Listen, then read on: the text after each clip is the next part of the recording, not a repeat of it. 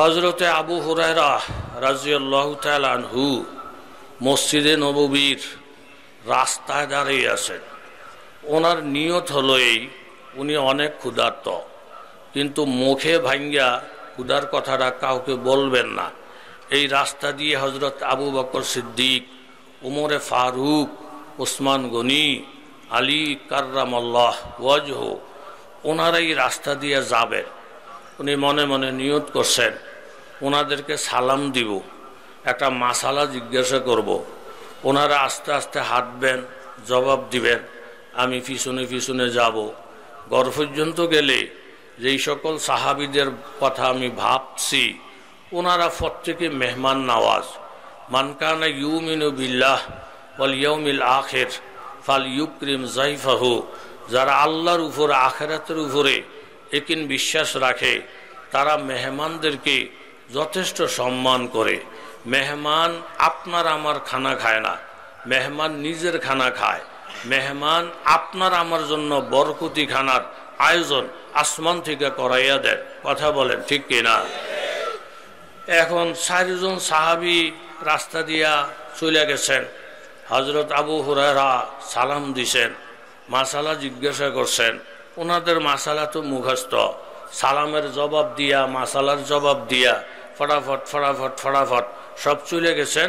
আবু হুরায়রার মনের যে ব্যথা, এইটা 4 সাহাবীর কেউই বুঝতে সক্ষম হয় নাই। গায়েবের মালিক একমাত্র। জোরে বলেন কে? আর একটু জোরে বলেন কে? সর্বশেষ মসজিদ থেকে বাহির হইলেন আপনার নবী, আমার নবী, রহমতের নবী। নবী বাহির হওয়ার পরে হযরত আবু হুরায়রা যখন সালাম দিলেন, নবী বলতেছেন, আবু হুরায়রা, তোমার সালামের থেকে মুহাম্মদুর রাসূলুল্লাহ খিদার ঘেরান পাইতেছে।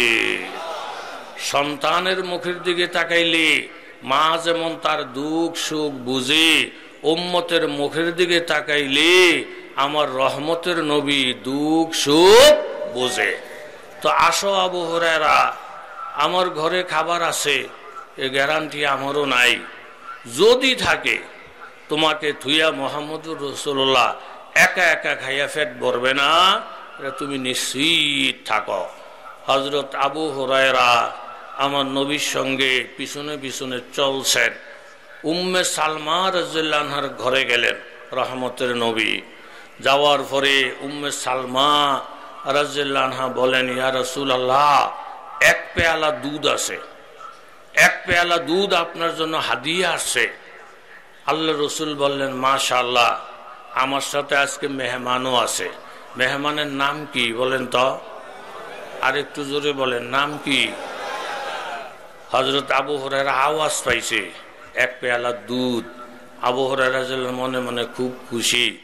1 পেয়ালা দুধ যদি নবীজি খান, আমি খাই, 2 জনে খাইলে মোটামুটি যথেষ্ট হয়ে যাব।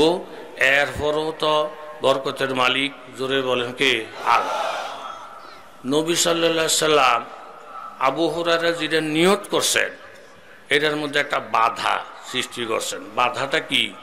নবী বলেন, আবু হুরায়রা, মসজিদ থেকে যখন আসি, আসহাবে সুফফা, যাদের বাড়ি নাই, ঘর নাই, জায়গা নাই, জমিন নাই, ঈমান রক্ষার জন্য দেশ ছাইরা, ঘর ছাইরা, এলাকা ছাইরা মসজিদে নববীতে এসে আশ্রয় নিছেন।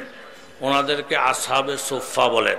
হাজী সাহেবরা দেখছেন মদিনার মধ্যে উঁচা একটা জায়গা আছে আসহাবে সুফফাদের জন্য। তো আমি যখন মসজিদ থেকে আসি, আসহাবে সুফফা দেখলাম তারা না খাওয়া, কাইত হইয়া শীত হইয়া পুরে রয়েছে। কোনো কোনো সময় সংখ্যা হয় 80 জন, কোনো কোনো সময় সংখ্যা হয় 120 জন।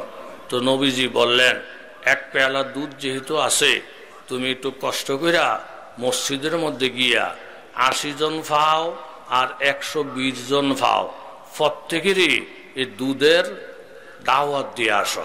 জোরে কন সুবহান। দুধ কয় মন? কথা কন না কা? কয় পেয়ালা? এই মনের বিরুদ্ধ হয়ে গেল। মন মতো চলার নাম ইসলাম না। নবীর কথা, আল্লাহর কথা মাইন্না চলার নাম হইল, বলেন, ইসলাম। আল্লাহর নবী বললেন, কথা আপনাকে মনে আছে না ভুলে গেছে আমার জানা নাই, হযরত আবু হুরায়রা রাদিয়াল্লাহু আনহু বলেন, আবু হুরায়রা, তুমি দুধ কয় ফেয়ালা? সলিড মানুষ, দুধ কয় ফেয়ালা? যাও আসহাবে সুফফা যারা আছে তাদেরকে দুধের দাওয়াত দিয়ে আসো। 80 জন থেকে নিয়ে 120 জন, 80 জন থেকে নিয়ে 100। হযরত আবু হুরায়রা রাদিয়াল্লাহু আনহু মনে মনে ভাবলেন, 80 জন থেকে 120 জন দাওয়াত দিলি দুধ আমার কপালে থাকতো না, কিন্তু আমি আমার মন মতন চললে আখেরাত পাইতাম না, নবী পাইতাম না, আল্লাহ পাইতাম না। নবীর কথা অনুযায়ী চললে আল্লাহ পামু, আখেরাত পামু, দুনিয়া পামু, সব পামু। জোরে বলেন ঠিক কিনা? আমগুলো যদি দায়িত্ব দিত, 10 কদম গিয়া একটা গুরান দেয়, কইতাম হুজুর ওই কি মসজিদ তো কেউই নাই, কেউ নেই, লন হুজুর আমি আর আপনি খাইয়ালাই। এই খাইচ্যতের মোমেন্ট কথা কর আছে না নাই? এই খাইচ্যতের মোমেন্ট আছে না নাই? বুঝ মতন নাম নিয়ে একটা ফুরা গেছে গিয়া 120 জন বা 80 জন সবারে বলছে আপনাকে দাওয়াত। কি গরু হয়েছে? খাসি? কয় না। কি দাওয়াত? কয় এক ফেলা দুধ আছে, নবী দাওয়াত দিছে। আমরা যদি ওইতাম আপনারই খেয়েলেন, এই যাই আইয়া ও চাইতো না। এক ফেলা দুধ, যেরুম নবী এরুম সাহাবি, যেরুম নবী এরুম সাহাবি। কথা জোরে বলেন ঠিক নেই? ফাইসে ভূতে, ফাইসে ভূতে। সাহাবে কেরাম নির্দ্বিধায় 120 জন ঘরে হাজির। হযরত আবু হুরায়রা মনে মনে বলছেন, জাগা আমি যেহেতু 8 কাতারের মেহমান, আমার তো আগে দিব, কিন্তু নিয়ম আমি খাইয়া থাকলে তারা খাইব, না খেলে নাই। ইটান লই আমার টেনশনের কোনো দরকার, কোন টেনশনের কোনো দরকার নাই। ওমা এহেন হয় আবার মনের বিরুদ্ধে। নবী আবু হুরায়রা মেহমানরা আইসিনি, হুজুর আইসে দাও, তাহলে একজনের হাতে ফেলা দাও, উনি খেয়ে সারলে আরেকজন, উনি খেয়ে সারলে আরেকজন। হযরত আবু হুরায়রা বলেন, এতক্ষণ যাই কুদ্দুর আশা বর্ষা আসিল, এই কথাটা হই না, আমি একটা আত্মাও সেই দিয়ে দিছি। আমার কহল দুধের গোষ্ঠীও না। দুধ যদি নাও থাকে নবীর মনে কষ্ট দেওয়া যাইবনি? কথা কর, নবীর মনে কষ্ট দেওয়া যাইবনি? যাক, নবীর কথা মতো চললে দেখি কপাল কি আছে। দিলেন একজনের হাতে ফেয়ালা, উনি খাইছে। আরেকজনের হাতে উনি খাইলেন, আরেকজনের হাতে উনি খাইলেন। এইভাবে 80 জন সাহাবী পেয়ালাটা ঘুরা ঘুরা দুধ খাওয়ার পরে হযরত আবু হুরায়রার হাতে এসে হাজির। হযরত আবু হুরায়রা পেয়ালা ধইরা ঝার ঝার কইরা কাঁদতেছেন। গা খুলিলে খেসের আদর, নারে গোলজারা কুনি, গাহা ইসমাইল রা আজাদ করবা কুনি, ফরকে জাকারিয়া দুনি মাস আর দি আয় কারিম, দর্তনে আইয়ুব সাবের তোমায় কেরমা কুনি। পেয়ালা হাতের মধ্যে লইয়া আবু হুরায়রা জারজার করে কাঁদতেছে। নবী বলেন, আবু হুরায়রা এইভাবে কাঁদতেছো কারণটা কি?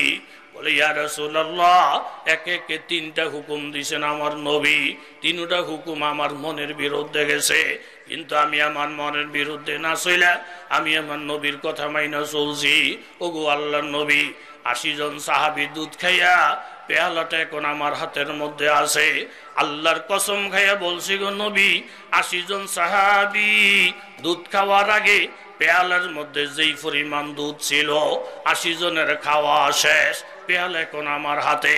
আমি নজর করে দেখি 80 জন খাওয়ার আগে পেয়ালার মধ্যে যেই পরিমাণ দুধ আছিল এখনো ওই আগের মতোই দুধ দেখা যায়।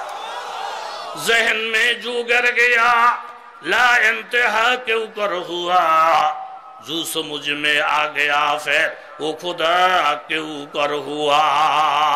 বুঝ মতন চলার নাম ইমান না, খায়েশ মোতাবেক চলার নাম ইমান না। ওই বনি ইসরাইলের লোকটা খায়েশ অনুযায়ী চইলা শেষ পর্যন্ত নিজের মরণদারে টাইনা আনছি। নবী বলেন, আবু হুরায়রা, আমার সমস্ত উম্মতদেরকে জানাইয়া দিও, তারা নবীর কথাটাকে সামনে রাইখা মনের বিরুদ্ধে যদি হইয়া যায়, সমাজের বিরুদ্ধে যদি হইয়া যায়, দলের বিরুদ্ধে যদি হইয়া যায়, নেতার বিরুদ্ধে যদি হইয়া যায়, আমার নবীর কথাটাকে ফুলের মালা বানাইয়া যেই উম্মর সামনে তাদের কর্মকাণ্ড চালাইয়া নিবি, এই সামান্য দুধের মধ্যে যেমন বরকত, আমার উম্মতের রিজিকের মধ্যে হবে বরকত, কামাইয়ের মধ্যে হবে বরকত, ব্যবসার মধ্যে হবে বরকত। আর উল্টা হইলি অনেক কিছু হবে, বরকত থাকবে না। জোরে বলেন ঠিক কিনা?